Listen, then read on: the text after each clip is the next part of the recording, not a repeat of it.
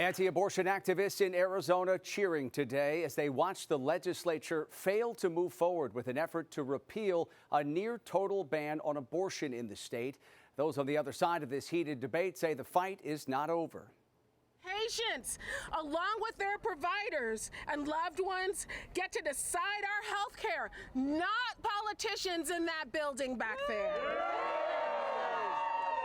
And good evening, everyone. Welcome to West Coast Wrap. I'm Alex Savage. Today, Republicans in the Arizona legislature blocked another attempt to repeal a Civil War-era law that outlaws abortion in almost all cases. As Fox 10's Lauren Clark reports tonight, people on both sides of the issue gathered at the state capitol today to put pressure on lawmakers. Well, certainly a lot of emotions and high drama day right here at the Arizona State Capitol. We saw advocates from both sides of the aisle come out and make sure that their voices were heard. Emotions high at the Arizona Capitol Wednesday. We see that 11,000 lives will be saved if we are able to uphold this 1864 ban. It's actually quite a win to see that such a large number of people turned out for the pro-life side to advocate for these innocent babies. As people supporting both sides of the abortion battle came out, the topic at hand, an 1864 near-total abortion ban revived by the Arizona Supreme Court and Democrats' attempt to repeal the law.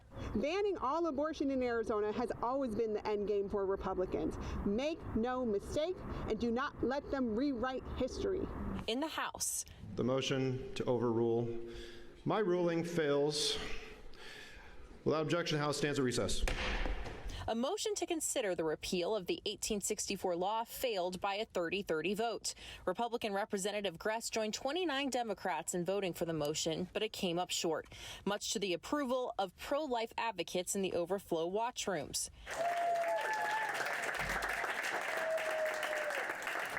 And to the fury of abortion rights advocates outside the Capitol.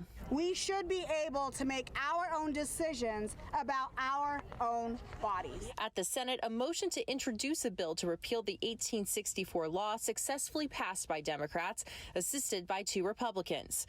But it wouldn't be heard today, as it'll go through the reading process. And it's a little unclear as to when that process could conclude. Also on the horizon, abortion rights advocates are pushing for an initiative that would enshrine the right to abortion in the state's constitution. We also saw from some leaked documents from the Republicans that they're looking to put out some initiatives of their own. So this issue certainly not over, and it will probably be a very big one heading into November. Reporting here in Phoenix, Lauren Clark, Fox 10 News. And Arizona's Democratic Governor Katie Hobbs issued a statement after today's vote at the state capitol. She said in part, quote, "We cannot go on like this. I will continue to call on the legislature to do its job and repeal this law. In the meantime, I remain committed to protecting the freedoms of every single Arizonan, and I am working to make sure women are able to access the care they need." Arizona's Attorney General has said she will not enforce that 1864 law. House Speaker Mike Johnson says he's planning to bring a new border security bill to the House floor. The details on this bill have not been revealed, but Speaker Johnson says some parts of it will resemble what Republicans were hoping to pass last year. When speaking about the bill Republicans looked to pass last year, Senate Majority Leader Chuck Schumer said it had no chance of passing the Senate. And the U.S. Senate today dismissed the impeachment charges against Homeland Security Secretary Alejandro Mayorkas. Republicans wanted to remove him over his handling of the border. As Fox's Connor Hansen tells us, Senate Democrats said going forward with a trial here would have set a dangerous precedent. While Congress has battled over how to secure the southern border, Secretary of Homeland Security Alejandro Mayorkas has been a frequent target of Republican lawmakers. The House impeached Mayorkas for allegedly refusing to follow the law and for lying about the border being secure. But Senate Democrats disagreed, quickly voting along party lines to dismiss the 2 articles of impeachment. Everyone knows these were policy disagreements, never rising to what the Founding Fathers intended with impeachment with high crimes and misdemeanors. Republicans argued their evidence should have been laid out in a trial for everyone to see.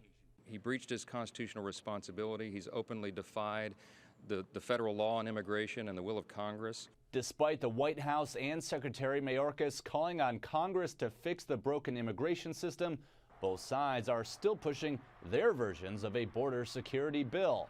Democrats worked hand in hand with Republicans for 4 months to draft the strongest border security bill in 30 years. It's been sitting on Chuck Schumer's desk collecting dust as they mock it. Meanwhile, on Capitol Hill, Speaker Johnson announced his plans for an aid bill to help Ukraine, Israel, and Taiwan, despite some pushback from his party. My philosophy is you do the right thing and you let the chips fall where they may. After past threats, Representative Marjorie Taylor Greene now says she will not force a vote to oust Speaker Johnson before the foreign aid bill goes up for a vote, which could be this weekend. In New York, Connor Hansen, Fox News. A string of communications failures left authorities and residents without crucial information and alerts during those deadly Maui wildfires last August. That's the conclusion of a report that was released today by Hawaii's Attorney General. It also found that the Hawaiian Electric Company was unable to confirm that power lines were de-energized during critical fire weather.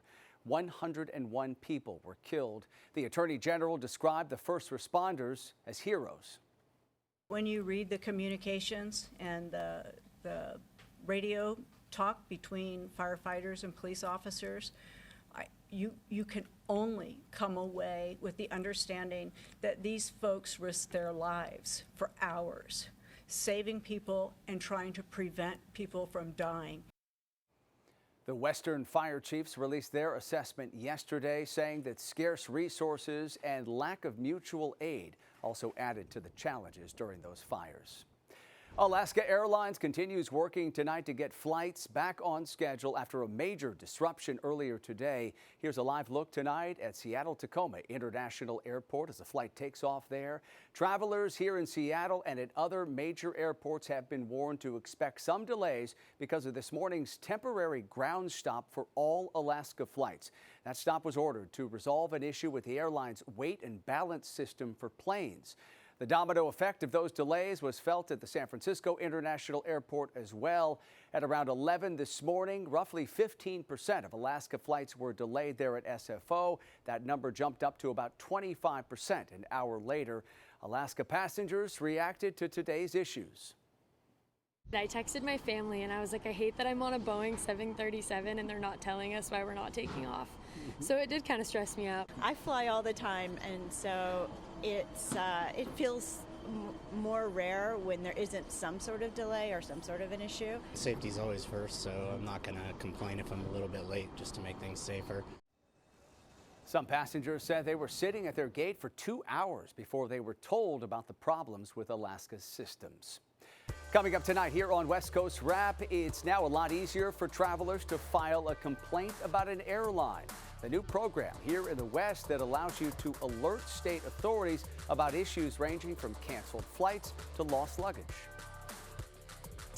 And in weather, here's our live camera in Denver. Some cloud cover, a current temperature of 50 degrees. The slight chance of some rain or snow in the forecast as we head into your Thursday. What about the rest of the West? We'll have the update coming up.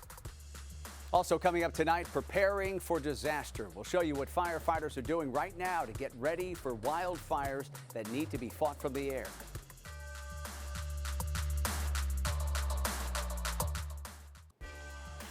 A new program available in 3 West Coast states can fast-track complaints about airlines to investigators. California, Nevada, and Colorado are in the first group of states and U.S. territories partnering with the federal government to develop this program. Fox's Kennedy Hayes is at Denver International Airport with a breakdown of exactly how this works. If you have a complaint like lost luggage, you can send it directly to your state's Attorney General's office. Transportation Secretary Pete Buttigieg shared more about what happens next. If they determine that the airline is not cooperating with their state investigation, they can refer those complaints to our department through a newly established reporting process, and we will fast track our review of those potential violations. Before this, the Department of Transportation says there was no way for states to get their attention. States could send complaints from travelers, but nothing much would come of it. The department adds many complaints are not just inconveniences, they are violations the government can do something about. For instance, if your flight gets delayed or disrupted or canceled without a refund. The Department of Transportation says this new system will run for at least 2 years, and so far at least 15 states have joined the program. California, Oklahoma, Illinois, Wisconsin, Pennsylvania, and New York, to name a few. The department says more states are saying they might join soon. I asked some travelers about what they think. I just got back from Puerto Rico, actually. Anything to help it go smoother is always nice. It's a stressful environment, and I get nervous even just if my bag is going to show up or if it made it where I'm trying to go. It has impacted me a couple of times, where the fact that I've had to be delayed numerous times but not actually have an answer for it, and then be delayed even longer because my baggage had been lost. I'm a person that I would like to see it. Until I see it, I'll believe it, so it's just going to be one of those things. And the Department of Transportation reminds travelers if your flight is canceled for any reason, including the weather, you are entitled to a refund. At Denver International Airport, Kennedy Hayes, Fox News. Turning now to talk about our weather here in the West, and people in the Pacific Northwest are feeling the effects of a cold snap this week that brought some extreme weather. Video on social media shows hail coming down north of Seattle yesterday, and temperatures dipped to near freezing at SeaTac Airport earlier on today. A much different experience for people living in the Southwest. A beautiful shot here of downtown Phoenix. A live look at the valley where temperatures are flirting with the triple digits this week. Let's bring in KTVU meteorologist Mark Tamayo, who is tracking sort of these wild weather swings across the West. Mark? Yeah, that's right, Alex. In fact, you know, a big geographic spread here across the West. You would expect some extremes. You can see the current numbers out there right now. It is 56 in Seattle. Compare that to 89 in Phoenix. You can see that cold pool of air kind of settled up here, and that's where the focus, the chilly conditions are expected. So as we check out the satellites, no major storms to speak of up and down the West Coast. As you can see, some scattered high clouds moving across the Bay Area, also approaching Southern California as well, a batch of high clouds. As we take a look here, this was the scene up in Spokane today. Temperature of 53 degrees. Looked like a nice day out there with the sun-cloud mix. In San Francisco, looking out toward the Golden Gate Bridge and also out in the Marin Headlands. Temperatures in San Francisco in the lower 70s, so fairly warm right around the bay.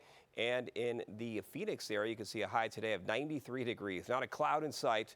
They could pick up a few clouds, though, in the Thursday forecast. In Los Angeles, here's the plan for tomorrow. Some cloud cover in the morning, some areas of fog, and then skies becoming partly sunny into the afternoon hours. Temperatures will be approaching the lower 70s tomorrow. So if you can see the Thursday forecast, a lot to show you on this map, but no major storms to speak of. Here's that cold pool of air we were talking about with temperatures, but some sunshine up in Seattle. This area of high pressure will keep things dry for San Francisco, also down in Southern California. 70s for Los Angeles, and then some 90s out toward Phoenix once again. And then the possibility of some rain or maybe some air pockets of snow for portions of Colorado for tomorrow. Here's the forecast model, as you can see, as we put this into motion, and I think you see a little system moving into portions of Colorado. So no major storms to speak of, and it looks like maybe some rain showers and at least maybe some snow showers as well in portions of eastern Washington, approaching parts of Idaho. But look at California, not a lot to show you from Eureka down toward the Bay Area, down toward Los Angeles, and in the San Diego area. So take a look at your forecast highs over the next 3 days. For Thursday, Friday, and Saturday, as you can see, it is quiet up in Seattle. For Thursday, lots of sunshine. San Francisco will pick up a few high clouds throughout the day. Denver, the chance of some rain or snow, a forecast high tomorrow, close to 50 degrees. And if you want the heat, it'll be a familiar theme on this forecast over the coming weeks, over the coming months. Temperatures tomorrow will be in the 90s in Phoenix, approaching the mid, possibly the upper 90s over the next several days. So, Alex, as you know, you lived in the Phoenix area. Sure. That's the source of the heat over the next coming months as we head. Yeah, really into starting to crank up the temperatures there in Arizona. All right, Mark, thank you. As the weather starts to warm up, firefighters all across the West are getting ready for the risk of wildfires to ramp up. Fox 10's Steve Nielsen had a chance to see how crews train to fight flames from the air. What we're witnessing today is one of the most precise ways to fight a wildfire from the sky. This single-engine plane actually has the tank directly underneath the pilot, and when it's full, it nearly doubles the weight of the tanker.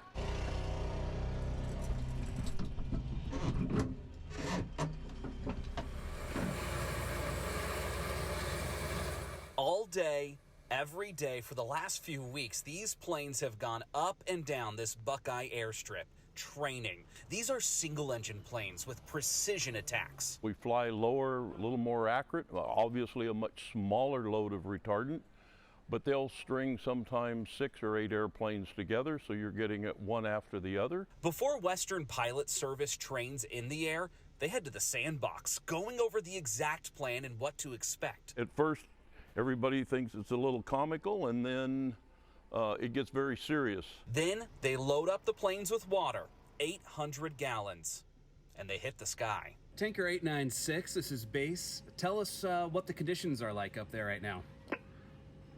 It's a nice day. It's calm, it's sunny, it's a very nice flying. I interviewed tanker pilot Steve Sunday while he scoped out the drop, telling us what he was looking out for.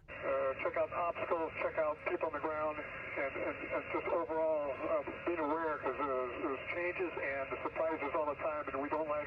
Western Pilot Service has been fighting fires from the skies for the Department of the Interior since the 80s. These are some of their countless drops from the air on Arizona wildfires, but they fight flames anywhere. Anywhere in the United States, yes. After my interview with Steve. Thanks, Tanker 896. We'll head on out there. Thank you. We went to the drop site. Tanker 896 gets his orders from Corky Roberts, playing the role of Air Attack Command. Make me a line down the east slope of that ridge. I think I got it. 896, nice drop. Load and return. It was a success. A home is saved in this training. Time to land and go again.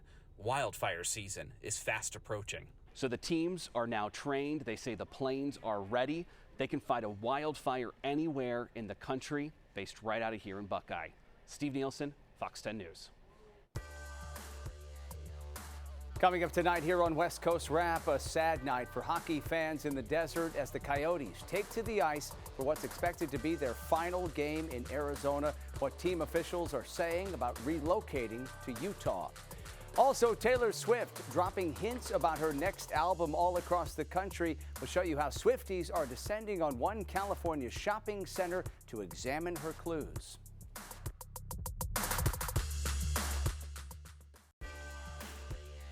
I've never had any scares in my flying time. Of course, you know, at that age, young, you're immortal. You've got sense enough to be scared. Retired Airman Colonel Ken Gallagher says he is lucky. The World War II veteran who flew B-17 bombers celebrated his 100th birthday in Southern California yesterday. He says he doesn't have any secret to living what he calls a charmed life. I kind of took everything as it came along, try to take the opportunities. I don't know how to answer that question really, because I've led such a charmed life. Gallagher served in World War II, the Vietnam War, and the Korean War. Now to Phoenix, where the Coyotes hockey team is playing what's expected to be its last game in Arizona before moving to Utah. The team is expected to officially announce their relocation to Salt Lake City after tonight's game wraps up. ESPN confirmed that Coyotes general manager Bill Armstrong told the team about the move. A Coyotes rookie said he understands that fans will be upset and disappointed. I think it's just a thank you to them for everything that they've done for us, and obviously it's something that there's a lot of disappointed people out there and people that are upset, and it's going to hurt. According to reports, the Coyotes owner is selling the team for $1.2 billion to the owner of the Utah Jazz. The deal is expected to include a provision for Arizona to get an expansion team if a new arena is built within 5 years. And we're getting a closer look tonight at the newest pro sports arena here in the West. The Intuit Dome will be the new home of the Los Angeles Clippers, and the venue is already planning to host concerts by some of music's biggest stars. Fox 11's Gerard Moncure takes us on a tour. Just 4 months until this incredible facility opens up with a Bruno Mars concert. We are in the players' practice facility, and let me tell you, it will have everything that a Clipper or future Clipper could possibly want in his everyday office. The one thing that the players stressed when we asked them, out of everything you want, what would you want most in a practice facility? And they said natural light. So obviously we are on the floor level, so that is essentially the basement of the building. So the architects came up with this amazing idea to create a sunken garden, so you don't see the greenery in yet, but there will be a lot of greenery outside that window. And while the players will be happy, the fans will be ecstatic with the wall. A steep section of $30 seats where your fandom will be monitored and rewarded. We have technology that can let us know how loud things are, so we can measure it down to actually a single seat by the time the building opens, and so it'll let us truly know who the loudest fan is in the building. We won't know what they're saying, but we will know that they're cheering. So what you're seeing is the development of our band shell that has a 75-foot long 4K video screen in there, as well as our outdoor basketball court regulation size for kids to play on and for us to host various different activities on. There's bars and restaurants. There's a retail store for the Clippers, first time we've had our own retail store.